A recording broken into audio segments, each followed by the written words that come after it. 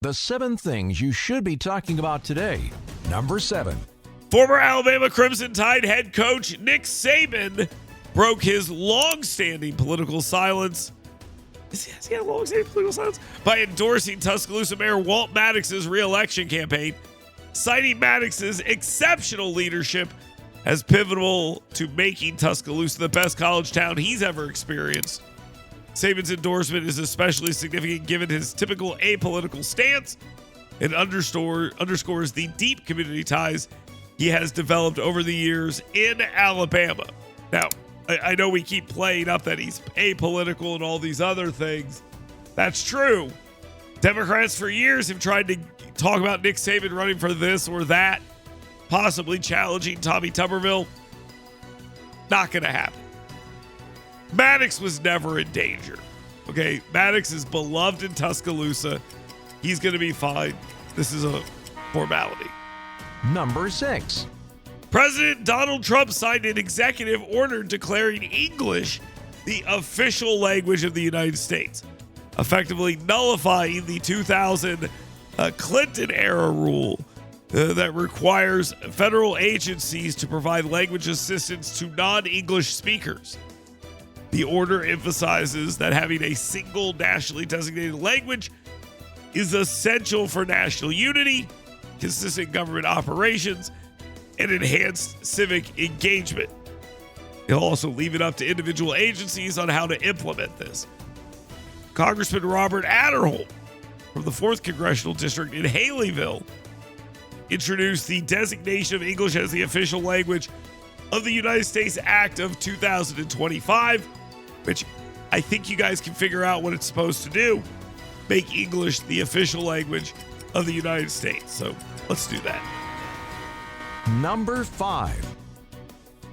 Governor Kay Ivey's on a little bit of a tear here recently, and I don't understand why she's doing some of the things she's doing. This whole thing with the Veterans Board was a weird power grab. I don't call it that. It's a little strange, but it is what it is. Now, she has commuted the death penalty for a murderer. And it's not that she did this. She has the power to do this. He now gets life in prison and stuff like that. The problem here is she didn't talk to Steve Marshall about it at all. Steve Marshall, the Attorney General, expressed astonishment and frustration that Ivey did not directly communicate her decision with his office, arguing that her action undermines decades of legal precedent and the extensive appeal efforts his team has pursued. So Steve Marshall wants to put this guy down, and Kay Ivey's like, nah, he's fine. Number 4. After 0 Democrats supported United States Senator Tommy Tuberville in his bill to ban transgender athletes from competing in girls' sports, meant to codify President Trump's executive order stripping Title IX funding from schools that allow trans participation, the bill failed. Not a single Democrat got on board with this thing, further showing that they are completely held captive by their 25-year-old staffs. And that's just what's happening. There's no other way to put it.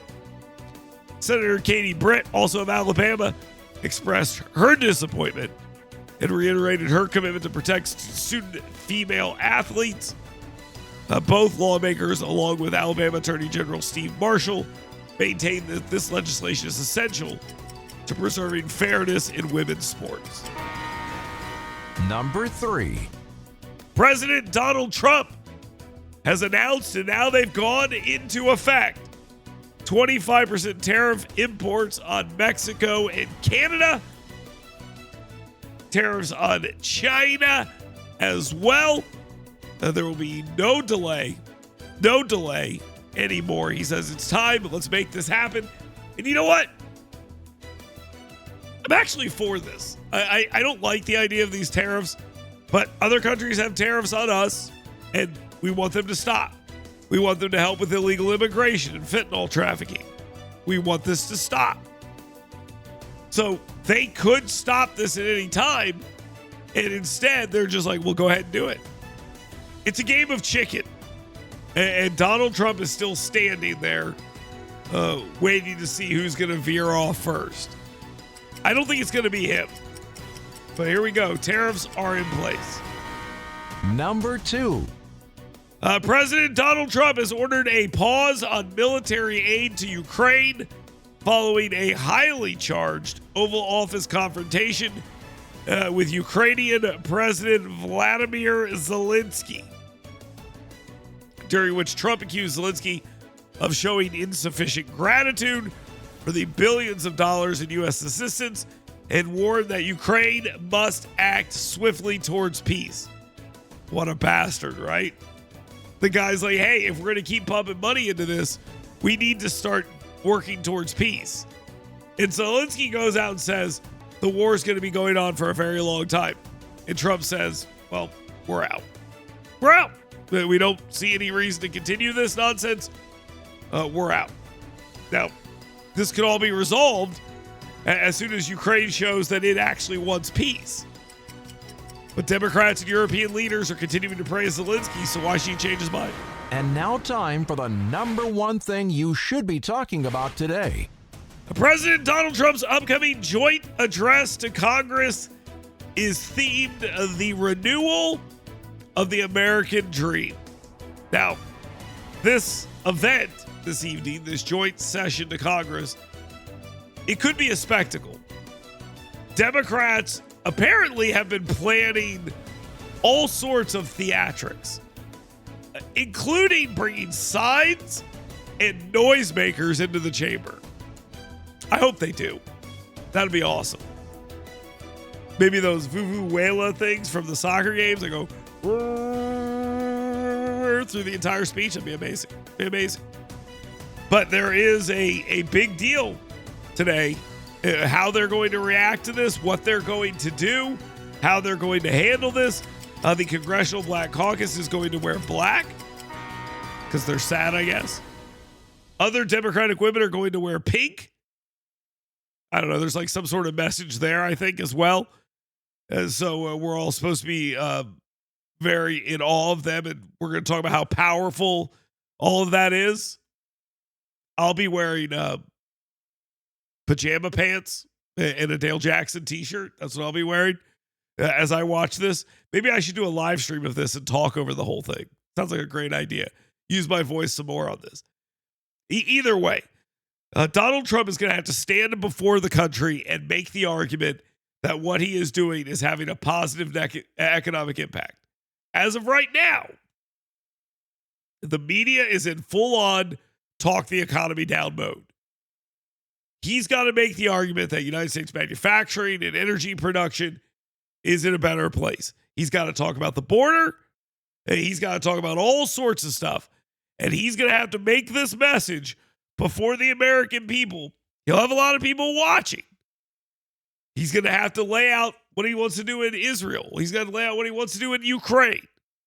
He's going to have to make these arguments to the American people, take that argument directly to them, and cut through the media BS. But here's the reality. Tariffs are here. Ukraine is cut off. People are worried about the economy. Price of eggs is something that people still like to talk about, but it's been 7 weeks. He's got to make the argument that he's about to turn it around.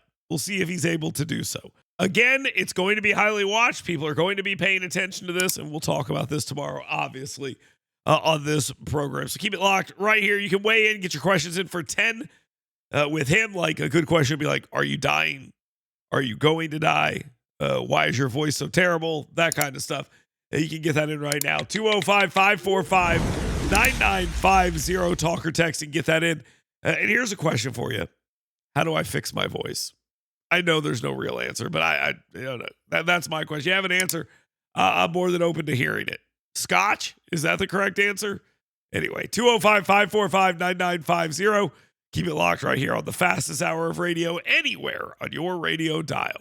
You're listening to News and Views with Dale Jackson.